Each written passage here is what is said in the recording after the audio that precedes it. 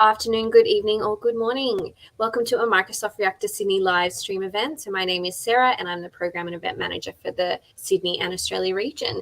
Today I'm excited to welcome for the first time who you can see on our screens here, Leandro Carvalho. Leandro is a principal cloud solution architect at Microsoft and he is working in the support for mission critical teams at focusing on Azure, Office 365 and security. He's been speaking in large events such as Microsoft Ready, MMS, Tech Australia, MVP Pro Speaker Series, and many others. He's also written technical books, won the MCT Awards, Latin American Trainee of the Year, and awarded the Microsoft Most Valuable Professional, which is an MVP, for 7 consecutive years from 2010 to 2016. He loves Office 365 and security. And I will hand over to Leandro in a moment. But before we kick off the session, just a bit of housekeeping. So this session will be running for about 45 to 50 minutes with about 5 to 10 minutes for audience questions at the end. However, do send us your questions throughout in the comment section and we'll try and answer as many as possible. Throughout the session as well, we'll add additional links to the Q&A chat, including our survey. And if you have time to fill that out, that would be greatly appreciated. And if you'd like to reference back today's session, you can do so on our Reactor YouTube channel. Straight after today's live stream, I'll share with you the link to the on-demand version. But for now, I'll hand the floor over to Leandro to begin. So thank you so much, Leandro, and over to you. Thank you very much, Sarah. Thanks for having me here. And welcome, everyone. So today we're going to be discussing the top issues and struggles faced by customers in Azure. And the idea for today is to go through some of the risks, explain to you what the risk is about, how to protect and avoid the issues, and show you some nice tricks and demos as we go through. So as part of our code of conduct, if we wanted to make sure that everyone feels welcome, everyone feels that they belong, and for that reason, make sure that you add your comments and be respectful with everybody else, and consider the impact of your comments to the audience and to everyone else as well. So with that out of the way, I wanted to do just a quick introduction after the amazing introduction from Sarah, but just mentioning that I'm from São Paulo, Brazil, and I moved to Australia 12 years ago. So if you want to keep in touch after this session, I've got the LinkedIn link at the bottom of my screen and also a QR code for my LinkedIn page. With that out of the way, let's get started with the agenda. So the idea today is to explain to you how we got these kind of insights, where they came from, how we collected all the data, some of the assistance from the community and from other peers at Microsoft. What are the things that customers are doing quite well today? So we start with the good news, a list of things that they are looking after, things that people have been adopting, and then we go through the top 8 issues. So I classify them, the good, the bad, and the ugly. The bad is the top 8, the ugly is the top 4, and then we'll discuss each one of them, why they happen, how we avoid them, and some tools that can help you to understand how you are, how your posture compared to the risk itself. All right. And then we have a little bit of takeaways at the end with the closeout right after it. Cool. So going straight into the topic, why we wanted to do this kind of presentation. So the first reason is to understand the most common mistakes and risks that customers have been facing in Azure and use that as a awareness to show to the audience and to everybody else some of the things that you can make sure that you are looking after, that you are aware, so we can actually avoid them going forward, right? And also be a little bit more proactive, making sure that they are known and we can remediate before the issues actually happened.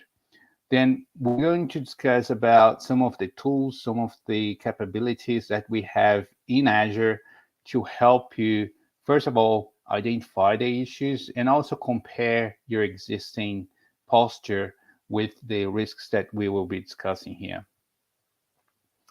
So the how is pretty much the data and the services that we provide to customers and using that to provide you the insights I'm sharing with you today.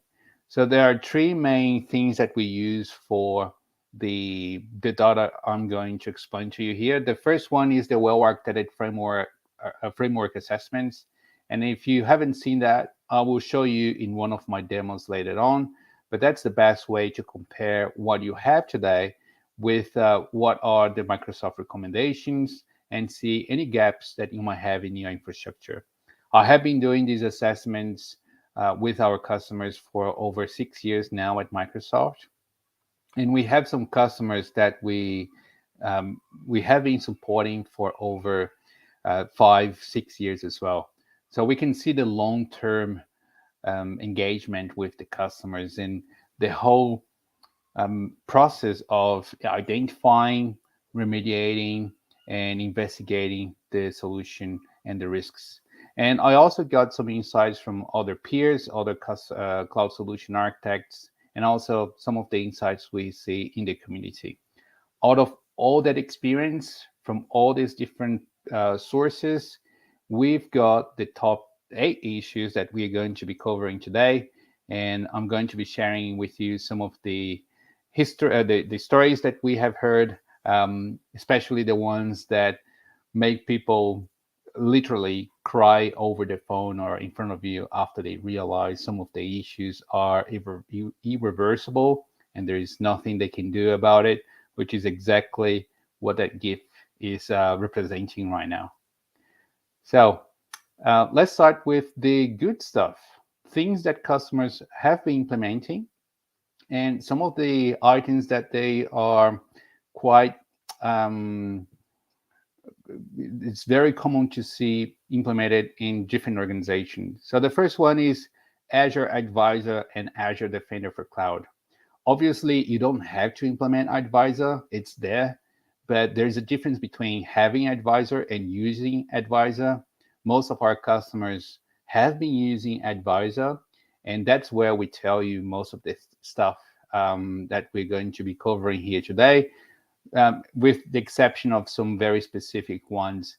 And from a security perspective, Azure Defender for Cloud is going to give you a very good insight on what's your current security posture and some of the vulnerabilities and issues you might have in your environment. Now, the other very good one is the DevOps adoption. People have been using DevOps quite normally, and we have seen customers using, interested, deploying, or in the process of automating some of the whole deployment with DevOps. MFA is the other one. So it became a kind of a standard in the industry where customers have been using MFA for at least the admin accounts. And we have a lot of customers actually who use MFA as part of their user security posture. So when we talk about a zero trust approach and making sure that you have at least two-factor authentication, that applies to everyone, not only administrators, but also admin and normal users. And the last one here is basic monitoring, which it's based on Azure Monitor and some of the tools that we have out of the box. So this is the normal controls that we have seen customers using on a daily basis. All right. So now, after the good news, let's go and discuss some of the bad ones, starting with number 8. Number 8 is the issue of having classic or deprecated services that are about to get decommissioned. So in this example, you have things like app service environment v1, v2, classic VMs, and that's a very common one. Older version of the Azure Monitor agent, You have versions 1.0 of Azure AD Connect, and etc. These are very common in organizations, and normally people only start to look after them and have an approach to remediate in the last minute, which is exactly what I'm trying to picture in that GIF, like the toilet paper rush that we have during COVID.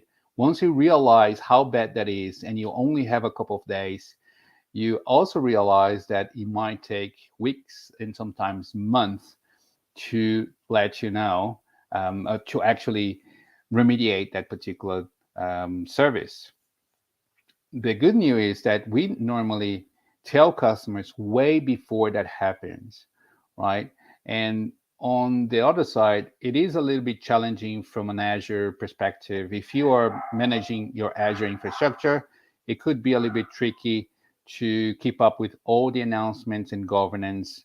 Back in March 2022, for example, we had more than 36 announcements that of things that are going to be retired in the next 3 years, all the way up to 2025. We normally do that, I think, twice a year, and the list keeps going. And that's part of the governance. It should be something that the team is actively monitoring and understand when that's coming and what's going to be the impact.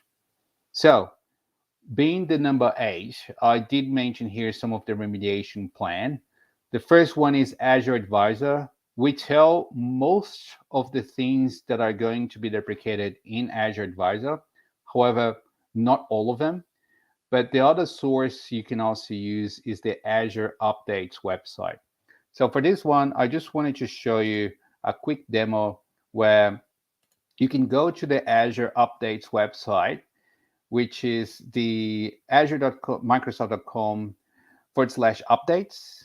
And in update type, you can just select retirements. And that's going to give you a list of everything that's coming that is going to get retired. And for most of them, we do give you insights of why, what you have to do to remediate, what is the remediation plan, and what you have to do going forward so you don't have that issue anymore, right? So that's the kind of governance that we should have in place to make sure that we know what's coming, and by the time it's getting closer, we also have an action plan in place. So the other source that is also very important is the email notifications. As you can see in this particular screenshot, there is that's an email that we normally send to customer explaining to them that the service is about to get the commission. So we also provide the required action and a bunch of links to help you understand why and how you remediate that particular risk. So there you have it. That's number 8, classic and deprecated service. Most of our customers struggle to have a process in place to actually remediate this. And that's why these kind of sources are quite important to understand when that's coming and what you have to do. So you know what needs to be done when the issue, the service is about to be decommissioned. All right, now going to issue number 7, lack of identity protection and controls. And here we are talking about 2 specific issues. The first one is more than 4 global admin accounts or subscription owners. And the second one is MFA not enabled on admins or accounts with permission at the subscription level. So for the first one, we see a lot of customers with at least 10, sometimes 50. I have seen customers with 67 global administrators in their subscriptions. And as you know, global admin is the most powerful group that you have in Azure. If you are coming from the old days of Active Directory, global admin is similar to the enterprise admin. You can do whatever you want. You have the permission to bring the whole thing down if you want. And it's going to be quite a mess if that account gets owned. And for that reason, we don't want to have more than 4 accounts. And the second one is MFA, not being enabled, at least for administrators or any other accounts that might have access at the subscription level. All right, so looking at how we remediate these two particular issues, the first item here is privileged identity management. That can help you to reduce the global administrator accounts down to 4.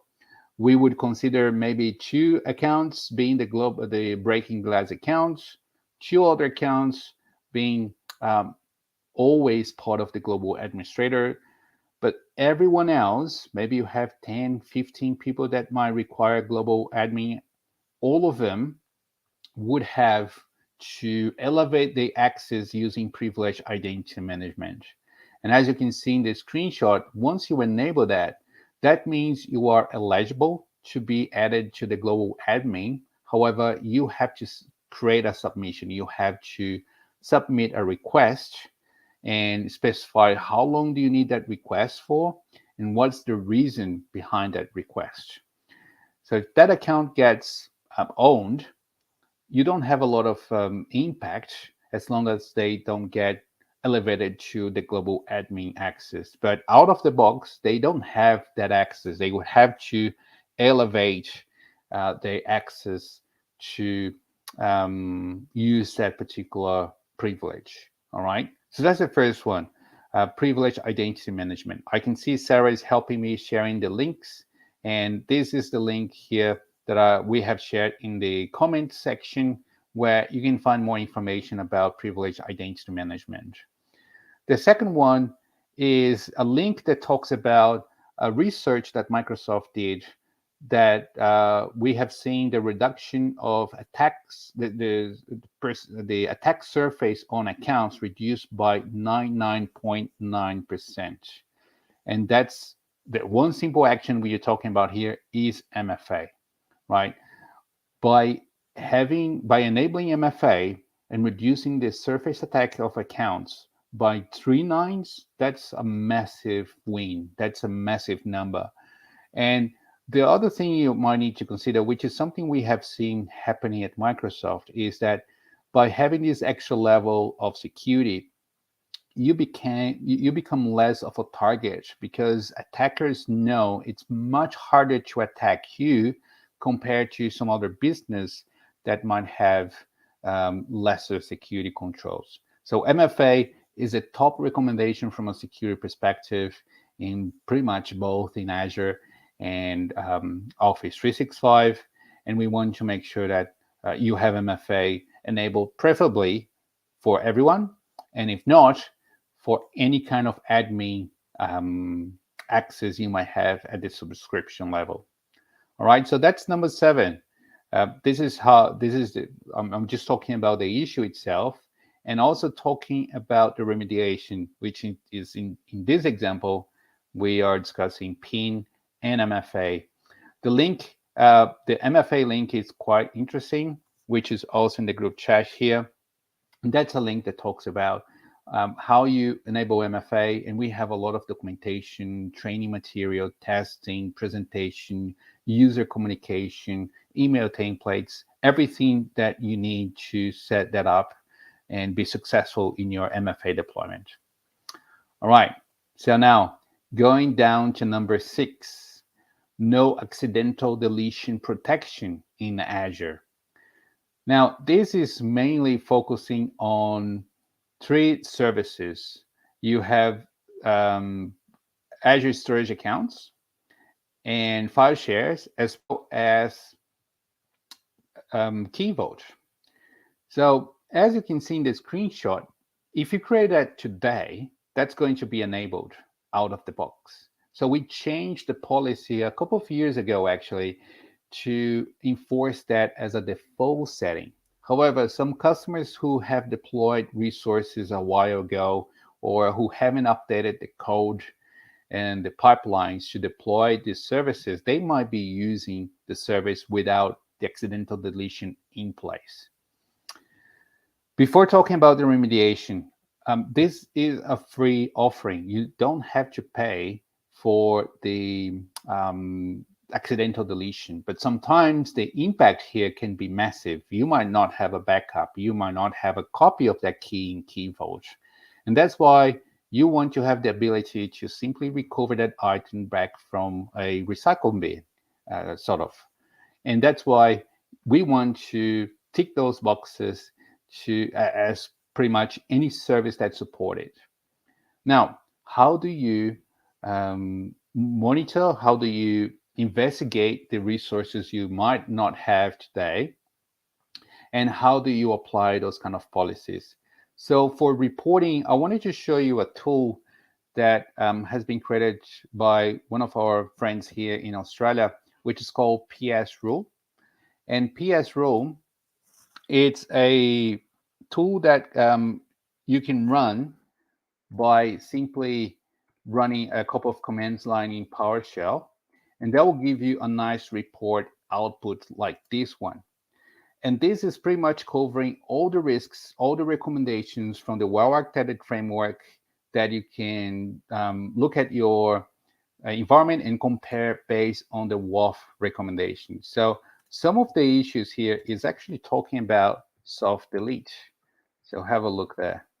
I can actually see the items that will tell me the storage accounts, the key vault that might not have soft delete enabled. So if I select that and just click OK, let me try that again. Soft delete, that's it. I have hidden the objects, but these are all the objects, my key vaults that don't have soft delete, and my storage accounts that also don't have soft delete. So PS Rule, in my view, is one of the best tools out there for this kind of comparison. And not only soft delete, but we also have here the soft delete on storage accounts and soft delete on key vault, and also soft delete on any other topic or service that might support that particular attribute. And this is going to give you a really cool list of everything that you can use to go back and remediate them. Not only remediate the existing issues, but again, from a governance perspective, we need to create a process so they don't come back again. And that's another risk we have seen quite often, which we're going to cover in this session. If you just look at this list and close them, they will all come back after a couple of weeks and days, because you're not actually changing the process behind it. There is no governance in place to make sure they are being enforced.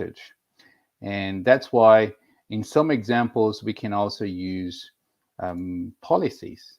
And Azure Policy can help you to have that kind of visibility on what are the things that I want to be in place, such as soft delete for key vaults, and the services that might not have that in place right now. So I have a policy here that's monitoring all my key vaults today, and I can see that all of them have soft delete enabled. So this policy, as you can see, is only auditing. But the other thing we can do here is in the assignment of that policy, I can enforce it so that if anyone tries to deploy a key vault without that feature enabled, it will be blocked. And that's what I call governance as a service. You don't have to have a process in place to do that. You just make that as a policy and you just forget it. No one will be able to deploy and to get out of your best practices, your recommendations. You made that a statement and you create a policy to enforce it. So that's less work, people doing daily health checks and admin tasks to look at those particular risks. Okay, so that is the the risk number 6, accidental deletion protection. That's a very easy one to fix. And once you actually have that scenario where you don't have a backup and you just deleted the key or the service itself, That's when you realize, by looking at the image on the right, how bad that is, right? And considering that this is a tick box only and it's also free, it doesn't give you extra costs. There is no reason why you shouldn't have this in place. So that's number 6. Now, let's keep going to issue number 5. And that is local accounts being used instead of managed identities. So managed identity is a way for you to leverage Azure AD in Azure to control the identity for services. So if you have, for example, SQL servers, AKS, Azure Kubernetes services, virtual machines, or any other service that require an identity, that would be one actual identity for you to manage, a username, a password, and obviously we need to make sure you have all the security in place to protect those identities and the password. But with managed identities, we get rid of all that. All the access to the services gets managed by Active Directory. This is the default setting for most services, and that's something we are making sure that we have for every service that we run in Azure. And as I mentioned before, it is a challenge to manage these secrets, these passwords, credentials, certificates. That's why you want to use a managed identity for that. And by using local accounts, you are making operations a nightmare, and you're also reducing the security by having passwords stored elsewhere in a non-security manner. So how do you look at services that might not have managed identity? And the item that I've added in the bottom there for you is, again, PS rule. So with PS rule, there is a report that tells you services that might not have managed identities. So in my example, I have one particular item that looks after services that don't have managed identities, and that's what I'm going to use in my filter here. So I'll just revert the filter back and look at manage identities. That's it. So there you go. I do have here some services that might not have managed identity in place for app services, API management, and a bunch of other services as we go down here through the list. So this is a really nice auditing tool. Again, PS Rule is free. You can download it's actually a module. You can run that in PowerShell, and by running some commands to export these risks, you can get a really nice visibility of your existing managed identity posture. We also provide some insights in Azure Advisor. Sorry, I forgot that for a second. And that's another way for you to have that kind of visibility. But I like PS Rule because it gives you, it runs a kind of a report across all services and gives you a really nice output that you can use to also remediate the issues as well. All right, just looking for questions. If you do have any questions, you can use the comment section and do let me know. I'm happy to answer them as we go. So we'll keep an eye here in the comment section. But that is number 5. So those are the top the top 5 here so far from a Azure risk perspective. Now, number 4, another very interesting one that customers realize how important they are once they face that particular risk, which is the defined disaster recovery scenarios, procedure, test, and failure mode analysis. We want to make sure that you know what to do when there is a failure, whether that failure is in the resource, your availability zone, your availability group, your region, or within your code itself. Look at all possible ways of breaking your environment. And that's why we have failure mode analysis. It's a concept of adding failure and breaking the solution to see how the solution will behave and how you can identify things that might not be you might not be aware of. And by having this as a process so people can follow when that happens, this is what we are trying to avoid in here. It's just a recovery procedure that is accessible, that is simple to use, and people can follow through in case there is a failure. If possible, we also recommend to automate that so that you don't have to read all the documentation and do some clicks to make sure everything is in place. You can just kick off an automation pipeline, for instance, using DevOps to kick that off for you. Or you can develop your application depending on the SLA so that it can cater for disaster and these kind of scenarios. All right. So we want to make sure you have a well-tested disaster recovery plan and that you can target all the different scenarios within your application.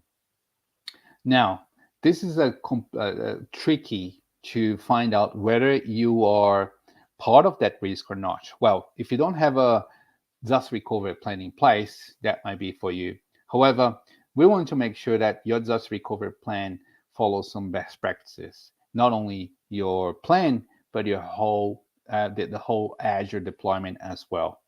And that's why there's a really good assessment that you can go through the portal and simply ask some answer some questions, and we'll give you a really nice insight about what you have to do and what is the recommendations based on your answers. So I will show you that quickly because I think these assessments are not, the people don't know them a lot, and they can help you in more than one particular risk. So I will show you some other risks in this PowerPoint today that can also, you can also get a really good visibility by running an assessment. So this is the assessment web page. We have an assessment called Azure Well-Architected Review. And when you click Start Assessment, we can select the core Azure services that we want to assess, which is the first question here, core well-architected review. As you can see, there are some other things here that we can review, but the first one is going to review the core services in Azure from the well-architected framework. And the next one is the pillars that we want to evaluate. So the well-architected framework has 5 pillars: reliability, security, cost, operational excellence, and performance. The reliability is the one that's going to show you what are the gaps and what are the problems in your existing deployment from a reliability perspective that will also give you some insights around resiliency as well as your disaster recovery plan. So by ticking that box, as you can see on the left, there are some questions that you can answer, and based on your answers, we'll give you some insights. We'll tell you why you might need to look at that particular decision again and fix that particular problem, and we'll give you links and some insights on how to remediate that problem, right? So you can see I can run the assessment for all the 5 pillars if I wanted to, and this is something we do for our customers. When they have someone like me, a customer cloud solution architect, we do these assessments in a more structured way. It takes sometimes 3, 4, 5 days for us to run that full assessment, but that's going to be a very good starting point for you to find out what is your current posture and where you might have some problems, not only around disaster recovery, but around the reliability pillar in the well-architected framework. All right, so on top of that, the other thing I also like to mention talking about disaster recovery is some of the capabilities and the tools we have in Office 365 in Azure, that can help you to put that as part of your deployment. What if for every update, for every change you have in your application, you can create a load testing as well as a chaos testing. Azure Chaos Studio can break your application during the testing process, and you can see how the application is going to behave. You can see if the user will fail over to another region. You can see if some other services might get impacted. So we can do both of them together in just one go. And this is what the continuous validation um, screen is showing you here in the bottom image. And that's what I wanted to show you quickly here in my demo. So this demo is from the Azure Mission Critical team. And this is something we actually get from the Mission Critical Design Principles. So from this website, in the mission critical documentation, we have here some details about the design areas, which covers deployment and testing. And here, what we also give you is a pipeline, is a code that you can use to deploy a solution in Azure. So as you can see, I have run the application, the pipeline, and it has deployed the solution that is actually in here in the design methodology. I think I've got a link here, an image that shows the solution and what the solution looks like. Not here, maybe design principles.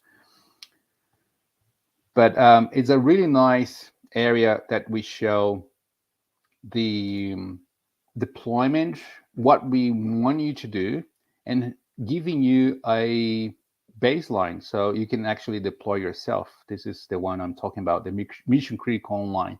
So this is a GitHub repository that can give you all the code, all the pipelines to deploy this solution here that I'm showing you. So as you can see, it's a solution that's spread across different regions, and it's using Azure pipeline that is getting the pipelines and the script themselves from a GitHub repository. And all of this gets deployed automatically. So in this link, you can run the pipeline. We have a step-by-step guide, by the way, where you can run the pipeline and deploy everything, right? One of these pipelines that I have run before, besides deploying the solution, it actually runs some extra tests for me. So this one, I have deployed everything. So maybe a change, maybe I'm releasing a new version of the AKS version, for instance. As you can see, I can do some extra tests, which is Azure Load Tests and Azure Chaos Studio. So what I have done here in the background is that I have used Azure Chaos Studio to break the application, to simulate as part of my testing and deployment, the application breaking and see how the application would behave. So in this particular test, the Chaos Studio test, I use this particular test to inflict a pod issue on AKS. And that what that did was it broke AKS as part of my deployment. How would that affect my application? Because we are actually breaking the application, right? As you can see, in my pipeline, I'm deploying that in a blue-green scenario where blue is my production environment, and I'm deploying the new version in parallel. And I have that the green version of my application that is about to become the production one being tested in parallel. And once all those tests are green, then I can redirect the traffic to that new endpoint. So if that's true, I can simply cut over the traffic to the new environment after I've done my test, as well as breaking some of the infrastructure. I showed you the KO Studio by breaking AKS, but I also wanted to show you quickly here Azure Load Testing, which, as the name says, create a load for your particular environment. So I have done a test as part of this deployment as well. And I just wanted to show you here a really cool insight that we did a test that took 2 minutes, and we created a test that simulated 500 users connecting to the application. And when I click on the test, I can see here all the details of how was the test, what was the result of the test. We had some issues, and during that load, 12% of the time we've got error messages. So that is not good. We might have a spark, a promotion in our application, our website, that might impact the technology itself. So that's why my tests failed in the pipeline. And that's why that particular version of my application hasn't been deployed, because I need to remediate this. I only let the application be deployed if the error percentage is less than 2%, for instance. Okay, so that is something that can help you with the step number 4. We give you these pipelines as an example, and you can use them to create something similar, making the test and making the whole disaster and recovery of the application available for every release in the blue-green deployment scenario, and also fully automated.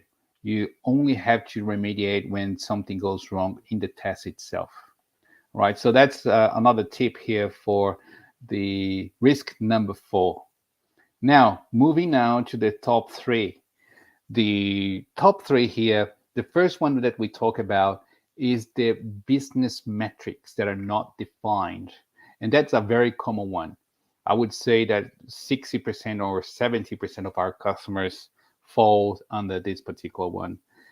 You don't have specifically the SLAs, the SLOs, service level agreement, the RTO, RPO, dependency mapping. And what we want to make sure is you might have an application with requirements, downtime, time to recover, and how far back can you recover the data, and based on those architectural considerations, everything you do in Azure might follow and adhere those policies. So if you have an SLA of 4 nines, for example, everything you deploy needs to have 4 9. All right.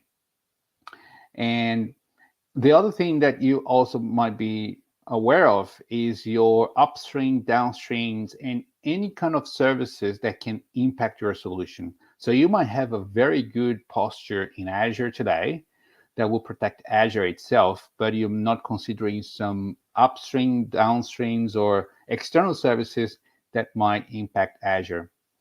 So this is another recommendation from the mission critical repository in the well-architected framework, where we show you that exactly example. Have a look at the 3 nines, now moving to 4 nines.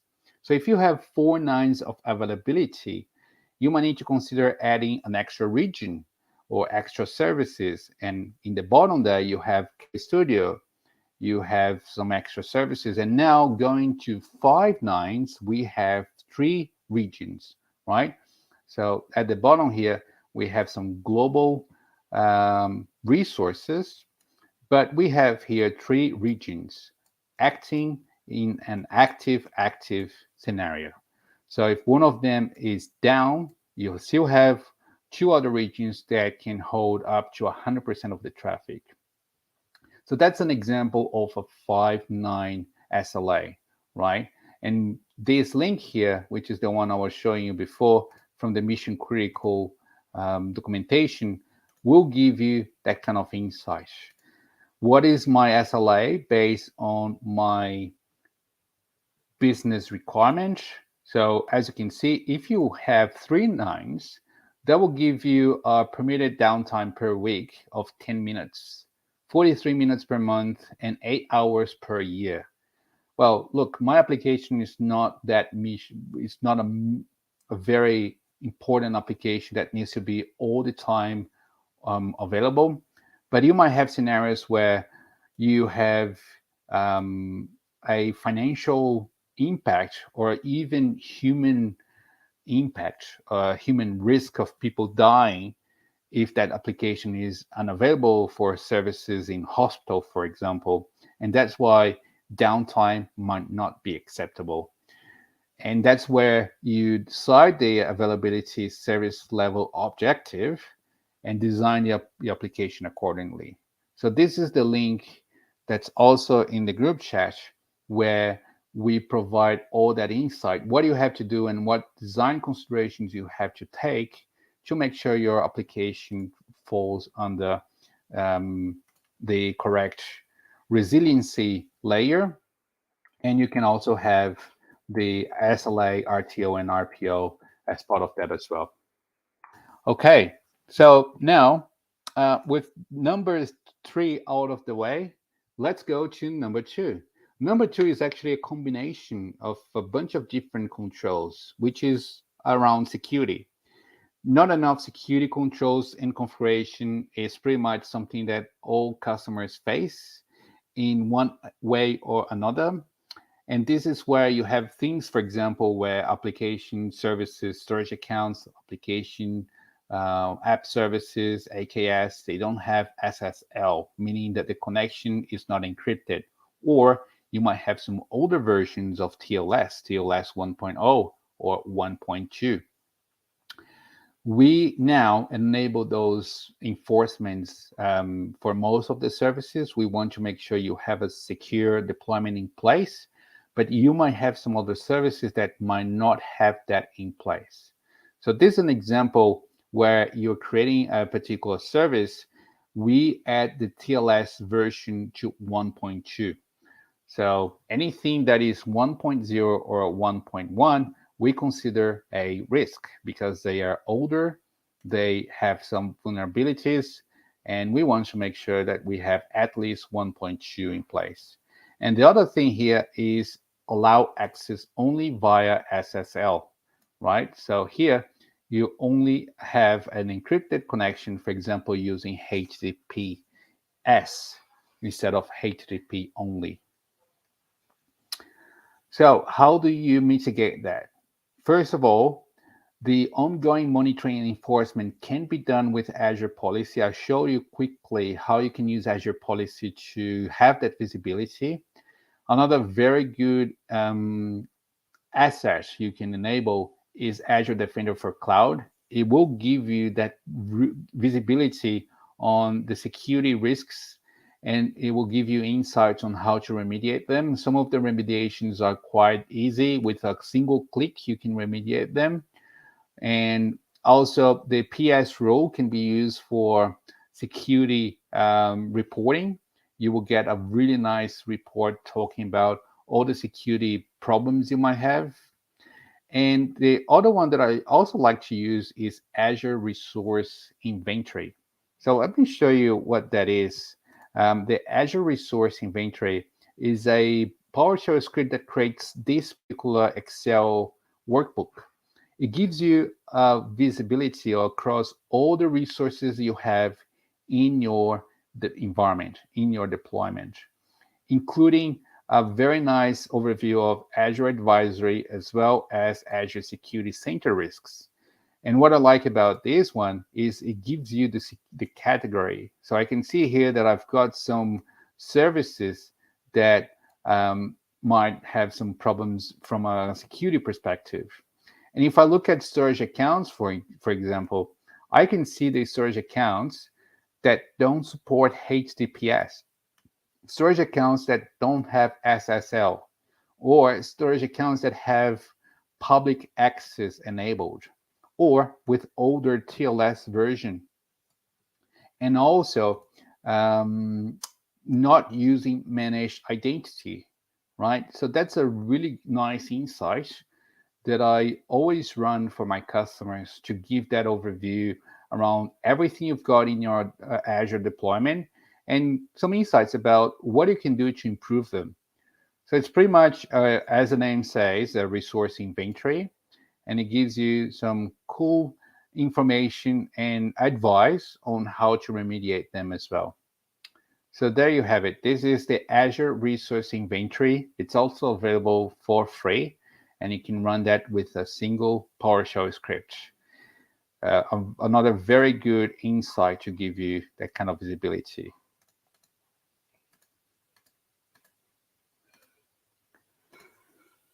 And the other one is the Azure Security Assessment. If you remember my previous demo, I I was showing you the security, the assessments, the 5 pillar assessment. Security is one of them. So these kind of questions will be there, and depending on what you answer, we will tell you why that is a risk and how you remediate them.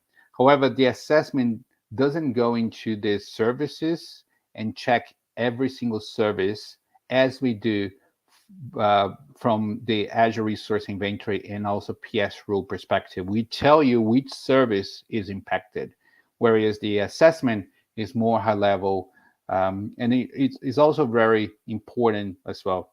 So if you go through all these kind of checklists that you've got in this PowerPoint, you will get a really good idea of some of the controls you have in place that might get some improvements and remediation in place to provide a better security posture in your environment.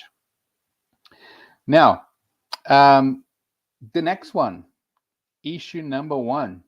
I wanted to ask the audience actually, did you have any idea? Do you have any clue what issue number one is? While you type that in the comments, I wanted to mention that we actually cover issue number one in a sense or another in all the previous risks. And all the previous risks are not going away if you don't have issue number one sorted. So all of them are useless if you don't look after issue number one. So just looking at the comments here, see if anyone can guess what that is. I haven't seen anything yet, but given due to the time constraints, I will just keep going. Issue number one here is about governance. So that's the winner, governance and operations. That is the top one issue that we see our customers failing the most. And we try to help you in so different ways using Azure Advisor. You have Azure Defender for cloud. There are things such as tags. We've got policies to help you as well. But as I mentioned in the beginning, there is a difference between having those controls and advisors in place to actually looking at them and remediating. So most of the problems you have seen here in my list, most of them would be somehow reflected in a item under Azure Defender, Azure Advisor, or somewhere else, right? In Azure, we need to consider that it's a cloud solution, is a cloud offering, and as such, we have what we called the shared responsibility approach, where some of the services we, as in Microsoft, the provider, we will help you. It's our responsibility. However, some other settings and configuration is the customer responsibility. And as you can see in dark blue here in my image, there are a lot of responsibilities that needs to be looked after by you, by the customer. All right. So one of the things that we have seen, as I mentioned, for example, if we go back to previous risk, security, right? If you close them, they will all come back again. It will all pop up again in your reports because there is no governance, there is no policy, there is nothing in place to make sure they are not coming back. If we go back to the beginning of the list, issue number 7, services that are about to be deprecated, companies don't have a process to review the emails, to look at the website, to actually look at any particular service that might get impacted. And when the customers call us, it's too late, right? It's really hard for us to help when and we try to do our best, but that's the customer responsibility as well that you might need to have in place so you don't get to that point. So the question here is what you can do to improve your governance and operations posture. So I created a couple of items here because it's quite challenging considering this is a culture, right? It's not a solution you can just go and deploy. It's a culture mindset for governance and operations. So there are a couple of tools that I got here to help you, first of all, visualize, see where you stand from a governance perspective. The first tool is the AsGov Vis, is Azure Governance Visualizer.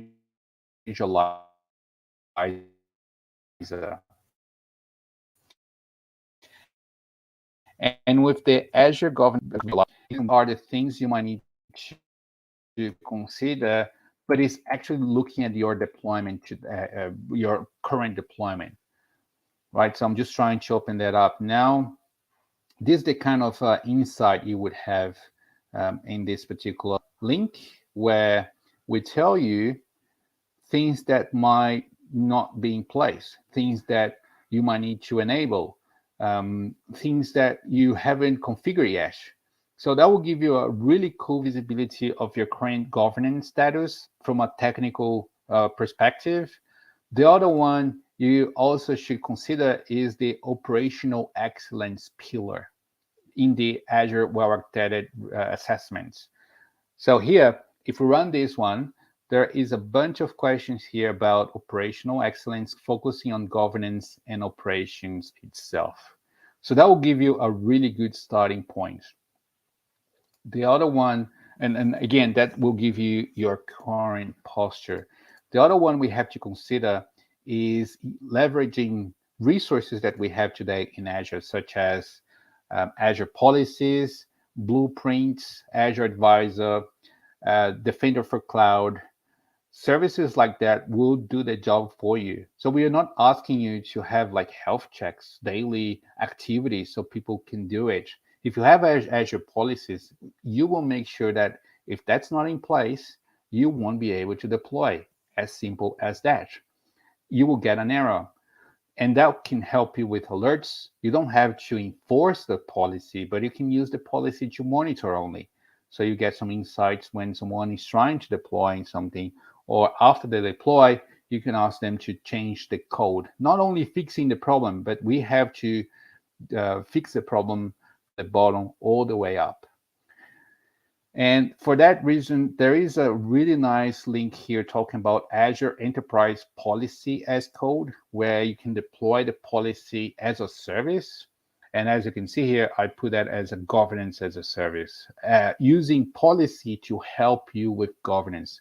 Look, I don't want extra work. I don't want extra people doing manual checks and things like that. But governance is not about that. It's about having this process in place and looking at automating them as much as we can. So the two first items will give you that help to look at the current posture, and the two bottom ones here will give you some insights on how you can fix them and some tools to fix them. All right. So there you have it. All the top 8 issues that we have in Azure. So I've got a quick recap here of the list. And as you can see, all the from number 8 to number 2, if you don't have governance and operations, well, except number 3 here, right? That's an architectural decision. But if you don't have a governance in place to update your dependency mapping, for example, when there's something new as part of your solution, that's not going to work. And everything else needs governance and operations in place, ready to go and ready to support the solution. So I just wanted to move to the last considerations here and some takeaways. What we have seen is that most customers struggles with 3 out of the 8 risks I've showed you. And that's why we have the well-architected framework. We give you the insights on how things should be done in Azure. We are giving you the specific details on how you should do things. Because when you look at the risks, it might be complex for you to fix them up, to look at how you potentially can remediate them. But that's why we have the WAF. And the WAF assessments will give you that kind of comparison, right? How do I understand my current risks and my maturity based on what Microsoft is asking me to do in the WAF assessment? And the other one as well here is the PS rule. I love PS rule. It's a quick assessment that you can do to look at your environment and give you some insights that go beyond Azure Advisor. And it goes straight to the point as well. You're missing SSL. Let's try that again. You're missing SSL in this particular service, or that other service doesn't have managed identity, and this one don't have this particular one doesn't have soft delete in place. So PS rule will give you the quick assessment from a technical perspective. And for everything you do in the list that I showed you today, think about governance. Think about long term.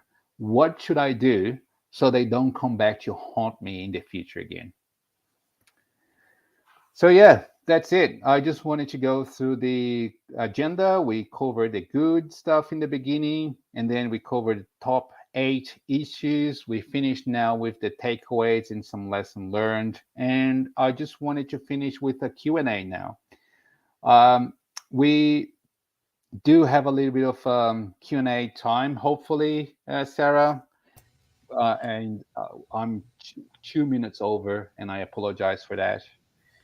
Hi, Leandro. No troubles. We'll just give everyone another minute to see if they have any questions come through. In the meantime, I'll just remind everyone that all of the links are in the comment section there. And if you've registered through the Reactor Global website, you'll be receiving those links in the thank you email post event as well. If you have time to fill out our survey, that's also in the comment section there with the event ID 18145. And we've also got the link to our YouTube channel, our Reactor Sydney meetup page for all of our local events that we're doing and anything cross-promoted. And we've also got the link to just our general Microsoft Reactor YouTube channel, which has got events from all around the globe. I haven't seen any questions come through, which means you've obviously answered everything throughout your presentation, Leandro. So thank you so much. It's been a pleasure having you join us at the Microsoft Reactor live stream online sessions. And to everybody that tuned in, thank you very much. This recording will be available with straight away after today's session on that link that I've shared with you for the on-demand version. But for now, have a good afternoon or morning or evening, wherever you've joined us from today, and we'll see you next time. Thanks, Leandro. Thank you. Thanks for having me.